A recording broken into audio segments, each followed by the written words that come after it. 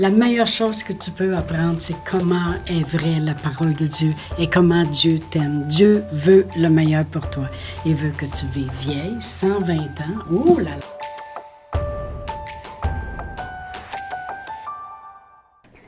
Bonjour, bienvenue à Inspiration. Eh bien, on va continuer aujourd'hui sur notre beau sujet. C'est tellement, tellement important. Oui, c'est peut-être pas aussi, des fois, facile à suivre, comme quand on parlait de guider du Saint-Esprit dans les capsules des semaines auparavant. Mais c'est très important de connaître ce qui est écrit, d'avoir la révélation de ce qui est écrit. C'est la raison pourquoi Dieu a fait écrire la parole de Dieu. Amen. Pour pas justement que ça aille de bouche à oreille seulement et que les gens, ça finisse avec une autre version à la fin. Mais non, c'est écrit noir sur blanc. Mais ce qui est écrit est puissant. C'est ce qu'on a vu hier. Comment la parole de Dieu, elle est puissante, elle est efficace, elle est permanente, elle est éternelle, elle va produire ce qu'elle dit. Alors, c'est ce que nous avons vu hier, mais on a terminé avec le verset dans 1 Pierre qui disait que la parole de Dieu est une semence incorruptible. Et je veux mettre l'emphase là-dessus aujourd'hui parce que vraiment, si on regarde au début dans la parole de Dieu, dans Genèse, Dieu avait pris, il a créé Adam et Ève, et il les a pris, puis il les a placés dans un jardin. Et il leur a dit, cultivez-le et gardez-le. Gardez le jardin, puis cultivez-le. Alors, il s'attendait qu'il prendrait le fruit, qu'il prendrait les semences, qu'il les replanterait, qu'il cultiverait le jardin. Eh bien, vous savez, on sait l'histoire, ils ont péché, ils n'ont pas obéi. Dieu leur avait demandé une chose et ils ont désobéi et ils ont été chassés du jardin.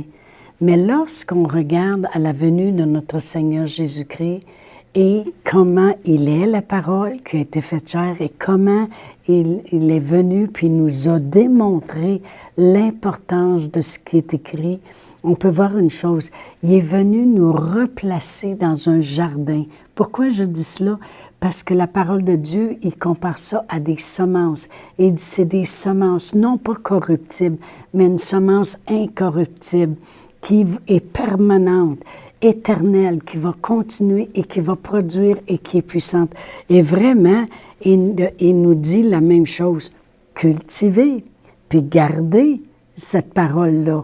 Cultivez-la, jardinez-la, rentrez-la dans votre cœur. Vous allez voir, on va prendre les Écritures qui vont vraiment démontrer comment la parole de Dieu est une puissance. Amen. Dans Jean 5, si je lis le verset 46 et 47, ça dit, Jésus parlait puis il disait, si vous auriez cru à Moïse, bien vous me croiriez moi aussi, parce qu'il a écrit à mon sujet. Mais si vous ne croyez pas à ses écrits, comment croirez-vous à mes paroles? Il dit, si vous croyez Moïse, bien vous me croiriez moi aussi, parce qu'il a écrit à propos de moi. Vous savez, Moïse a écrit les 5 premiers livres de la Bible. Amen. Et puis, il a parlé de moi, et puis il a parlé à mon sujet. Puis il dit, mais si vous ne croyez pas ce qui est écrit, bien, comment croirez-vous quand moi je vous parle aujourd'hui? Encore une fois, Jésus démontre l'importance de ce qui est écrit. Trop souvent, on regarde dans la Bible et on dit « Ah, c'est juste un livre comme ça. » Puis comme j'ai déjà dit auparavant, les gens, des fois, mettent une belle, grosse Bible curvée comme ça, là, ouverte, puis avec une chandelle à côté. La Bible, elle n'a pas été écrite pour être un bibelot. Elle a été écrite pour que nous, on puisse savoir ce qui est écrit. Alors, il parle ici, puis il dit si vous croiriez qu'est-ce que Moïse a écrit, bien, vous croiriez en moi parce qu'il a parlé de moi. Amen. Alors, c'est très important qu'on regarde que la Bible, c'est quelque chose qui a été écrit et c'est des semences. C'est des semences. Des fois, les gens, ils vont parler, puis ils vont susurrer en parlant un petit quelque chose, puis ils vont te regarder, puis ils vont dire, ben, en tout cas, j'ai juste semé ça dans ton cœur, là, puis si tu trouves que c'est une bonne idée, bien, tu le feras. J'ai semé ça dans ton cœur. Alors vraiment, c'est un peu l'idée que je veux que vous ayez par rapport à ce qui est écrit dans la parole de Dieu, que vraiment c'est vrai que la parole de Dieu est une semence. Alors quand on la parle, on somme ça. Amen. Je vais lire pour ça dans Luc 8, et c'est un texte qui est quand même assez long parce que c'est la parabole du semeur et comment c'est comparé avec la parole de Dieu. Parce qu'au début, si je commence à lire au verset 5 dans Luc 8, ça dit, Jésus leur parle puis il leur dit une parabole. Il dit, un semeur sortit pour semer une semence. Comme il semait, une partie de la semence tomba le long du chemin et fut foulée aux pieds, et les oiseaux du ciel la mangèrent. Ça veut dire qu'il semait, puis whoop, il y a des petites graines qui volaient le long du chemin. Et il dit ça, ce qui est arrivé, c'est que les gens s'en sont pas occupés et les oiseaux la mangèrent. Une autre partie, elle a tombé sur le roc. Elle l'a levé, mais elle a séché parce qu'il n'y avait pas d'humidité, il n'y avait pas de bonne terre. Une autre partie tomba dans les épines. Les épines crurent avec elle et ils l'ont étouffée. Il dit, une autre partie tomba dans la bonne terre. Et quand elle fut levée, elle donna du fruit au centuple. Après avoir ainsi parlé, Jésus dit à haute voix que celui qui a des oreilles pour entendre, entende. Alors les disciples, ils ont demandé après ça, mais qu'est-ce que ça veut dire vraiment? Alors si je vais au verset 11, ça dit, voici, Jésus leur dit, voici ce que signifie cette parabole. Il dit, la semence, c'est la parole de Dieu. Oh, wow! Et il dit, ceux qui sont le long du chemin, ce sont ceux qui l'entendent, puis le diable, il vient, puis il enlève de leur cœur la parole qui a été semée. Le diable vient et enlève dans leur cœur la parole de peur qu'ils ne croient puis qu'ils soient sauvés. Ça veut dire qu'il y a des gens qui reçoivent la parole quasiment par accident. Et puis, ça part aussi vite. Ceux qui sont sur le roc, ce sont ceux que lorsqu'ils entendent la parole, ils la reçoivent avec joie, sont contents sur le coup, « Wow, c'est une bonne nouvelle », mais ils n'ont point de racines en eux, ils croient pour un temps et ils succombent au moment de la tentation. Autrement dit, aussi, la parole, elle n'a pas le temps de prendre racine en eux, et vraiment, ils démontrent ça comme une semence. Et puis, quand il arrive quelque chose contraire à ce que la parole de Dieu dit, bien, ils succombent parce que la parole n'est pas vraiment enracinée en eux pour combattre. Et il dit, ce qui est tombé dans les épines, ce sont ceux qui, ayant entendu la parole, ils s'en vont et la laissent étouffer par les soucis, les richesses ou les plaisirs de la vie. Autrement dit, et ils ne portent point de fruits qui viennent à maturité. Ça, ce sont ceux qui ont tellement de problèmes dans la vie que quand même tu leur dis, non, garde, Dieu il est bon, Dieu il veut le meilleur pour toi, Dieu il a tout fait à la croix en Jésus, ça peut aller mieux. Ils ont tellement de soucis qu'ils ne sont pas capables de la recevoir, ça vient étouffer. Ça vient étouffer la parole. Ou ceux qui ont des richesses, parce que des fois, avoir trop de richesses, qu'est-ce qui arrive? C'est que ça porte les gens, des fois, à penser qu'avec l'argent, ils peuvent tout se permettre, donc ils n'ont pas besoin de Dieu. Alors, ça vient étouffer quand ils entendent la parole. Ah, ça, c'est bon pour vous autres, vous êtes dans le besoin, mais nous, ça va bien. Alors, il faut faire attention. Il dit, ce qui est tombé dans la bonne terre, ce sont ceux qui, ayant entendu la parole avec un cœur honnête et bon, la retiennent et portent du fruit avec persévérance. Alors vraiment, ce qui est écrit, quand on le prend, on le rentre dans notre cœur. On le rentre, c'est des semences, c'est des semences, c'est des semences. Et si ça rentre vraiment dans ton cœur, et que tu es honnête et que c'est bon et que tu la laisses et que tu la jardines. Comme j'ai dit tantôt, Adam et Ève avaient été placés dans un jardin. Ils devaient en prendre soin puis le cultiver. Nous, Jésus est venu nous replacer dans le jardin de la parole de Dieu. Plein de semences qu'on peut semer dans notre cœur. Et lorsque c'est de la bonne terre, ça va toujours produire. Même, il parle ici de 100 fois. Dans d'autres Écritures, ça dit 30 fois, 40 fois, 100 fois. Ça peut produire jusqu'à 100 fois ce que ça dit. C'est merveilleux, gloire à Dieu. Amen. Alors, Dieu s'attend que la parole va produire, que la parole de Dieu, c'est des semences qui vont produire jusqu'à 100 fois. Vous savez, vous semez un grain de blé d'Inde et il pousse plein, un gros épi, plein de grains. Un jour, un de nos professeurs, lorsqu'on était à l'école biblique, nous a parlé d'un exemple qu'il avait vécu lorsqu'il était jeune. Il a été élevé sur une terre, ses parents étaient cultivateurs et il y avait un gros jardin. Un gros jardin. Et là, le jardin venait d'être fait au printemps. La terre, elle avait été labourée, puis les semences avaient été semées, puis tous les petits vallons, ils étaient faits, les rangées de carottes, de cocombes, de patates, et c'était tout beau, le jardin.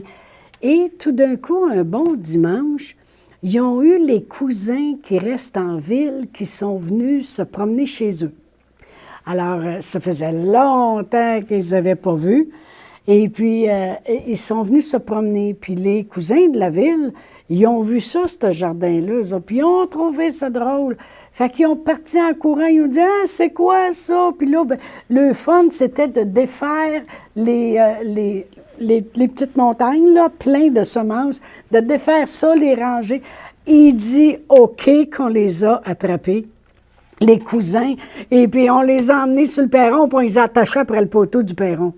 Ils ont dit « Mais vous êtes fous! » Puis là, ils ont dit « Ben quoi? C'est quoi ça, ces affaires-là? Pourquoi ça fait que vous faites ça, des rangées comme ça? » Il dit « Mais vous êtes malade! » Il dit « C'est nos semences. C'est un jardin. » Ils ont dit « C'est quoi ça, un jardin? » Il dit « On peut voir très bien qu'eux autres ils étaient habitués d'acheter des carottes à l'épicerie puis d'acheter des cocombes à l'épicerie, mais ils ne savaient aucune idée comment que ça fonctionnait. » Il dit « Nous autres, la panique est venue quand on les a vus faire ça, parce qu'il dit, on le savait que dans la rangée qui venait de rentrer, puis qui était après de détruire un de la gang, supposons, il dit, nous autres, c'est pas les semences qu'on voyait, c'était nos carottes qu'on ne mangerait pas cet hiver, en les voyant faire ça.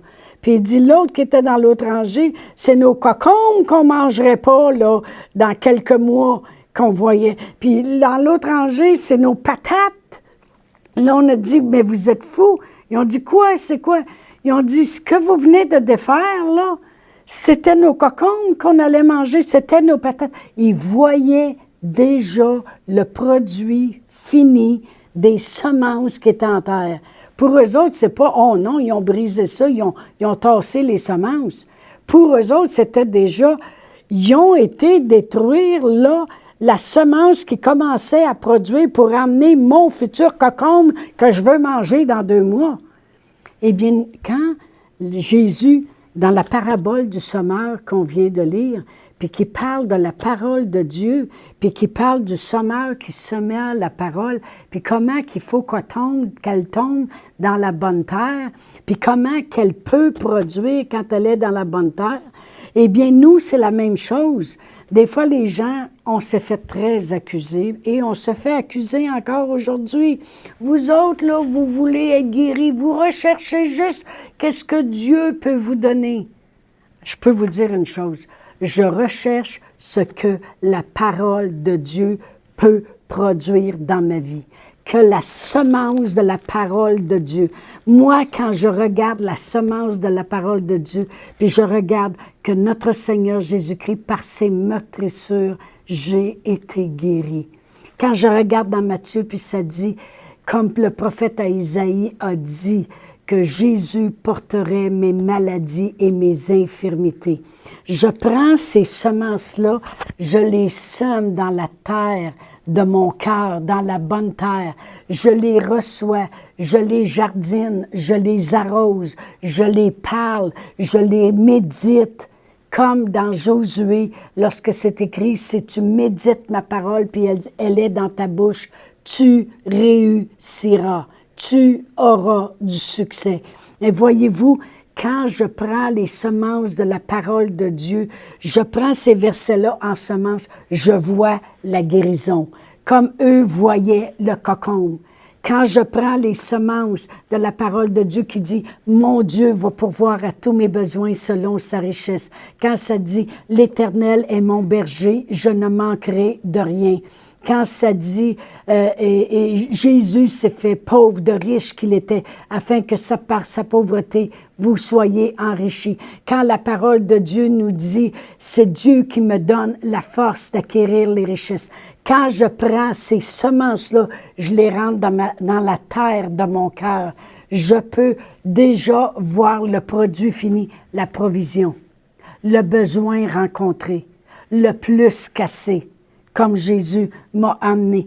Quand je prends les semences de la parole de Dieu qui dit que Jésus a dit « Je vous laisse ma paix, je vous donne ma paix, je ne donne pas comme le monde donne », ou que je vais dans Ésaïe et que la parole de Dieu dit qu'il a subi le châtiment qui me donne la paix.